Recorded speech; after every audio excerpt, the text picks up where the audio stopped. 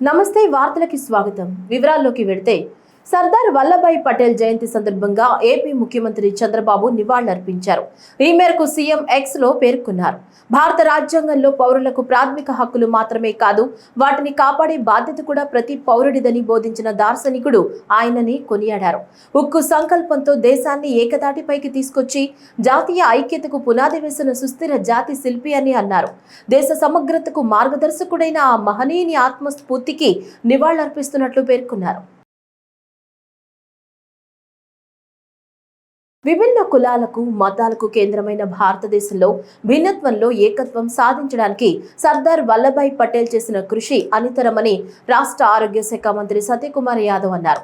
గుంటూరులో సర్దార్ వల్లభాయ్ పటేల్ 150వ జయంతి సందర్భంగా ఏక్తా రన్ లో పాల్గొన్న అనంతరం మంత్రి మాట్లాడుతూ స్వాతంత్ర్యానంతరం కూడా భిన్న సంస్థానాలతో ఉన్న భారతదేశాన్ని ఏకం చేయడంలో సర్దార్ వల్లభాయ్ పటేల్ కీలక పాత్ర పోషించారని పేర్కొన్నారు.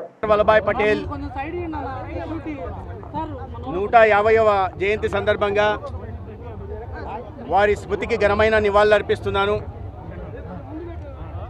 న్యాయ కోవిదుడు, భారతరత్న, స్వాతంత్ర భారతదేశం మొట్టమొదటి ఉప ప్రధాని, హోంశాఖ మాత్యులు సర్దార్ వల్లభాయ్ పటేల్ ఈ దేశం ఐక్యంగా స్వాతంత్రానంతరం ఈ దేశం సమగ్రంగా ఐక్యంగా ఉండేలాగా చేసిన ఆధునిక భారత నిర్మాత. అదేవిధంగా విభిన్న భాషలు, విభిన్న మతాలు, విభిన్న కులాలు ఉంటున్న భారతదేశంలో భిన్నత్వంలో ఏకత్వాన్ని తీసుకొచ్చిన సాంస్కృతిక వారధి. స్వాతంత్రానంతరం బ్రిటిష్ వారు ఈ దేశంలో 565 సంస్థానాలుంటే స్వాతంత్రం వచ్చిన తర్వాత కూడా ఈ దేశం ఐక్యంగా ఉండలేదు. చిన్న భిన్నమవుతుంది, చీలికలు పేలికలు అవుతుందని భావించి స్వాతంత్రం ఇచ్చి వెళ్తే దేశ సమగ్రత, సార్వభౌమాధికారం, ఐక్యత పట్ల సమగ్ర అవగాహన, దూరదృష్టి కలిగిన సమర్థ నాయకుడైన సర్దార్ వల్లభాయ్ పటేల్ 565 సంస్థానాల్లో భారతదేశంలో విలీనం చేసి ఇవాళ భారత్ ఒక్కటిగా ఉండడానికి కారణభూతులయ్యారు.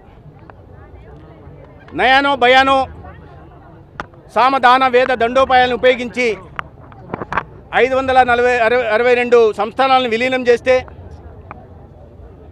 జామ్నగర్ లాంటి సంస్థానం భారతదేశంలో విలీనం కాకుండా ఆనాడు పాకిస్తాన్లో విలీనం కావాలని ప్రయత్నం చేస్తే వారిని నచ్చజెప్పి ప్రేమతో ఆత్మీయంగా ఈ దేశంలో ఒక భాగమయ్యేలాగా చేశారు.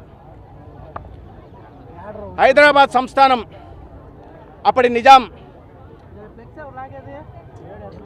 అలీఖాన్, ఉస్మాన్ మీర్ అలీఖాన్ ఆ సంస్థానాన్ని పాకిస్తాన్లో కలుపుతానని, దేశంలో గడపడానికి కాస్త గడువు కావాలని అదే సమయంలో పాకిస్తాన్తో కూడా మంతనాలు జరుపుతుంటే దాన్ని గుర్తించిన సర్దార్ వల్లభాయ్ పటేల్ ఆనాడు ఆపరేషన్ పోలో చేపట్టి భారతదేశంలో సంస్థానాన్ని విలీనం చేయడానికి సుముఖత వెలువచ్చిన నేపథ్యంలో కేవలం 4 రోజుల్లోనే రజాకారులను అణిచివేసి, నిజాం సైన్యాన్ని కూడా అణిచివేసి ఇవాళ భారతదేశంలో హైదరాబాద్ సంస్థానం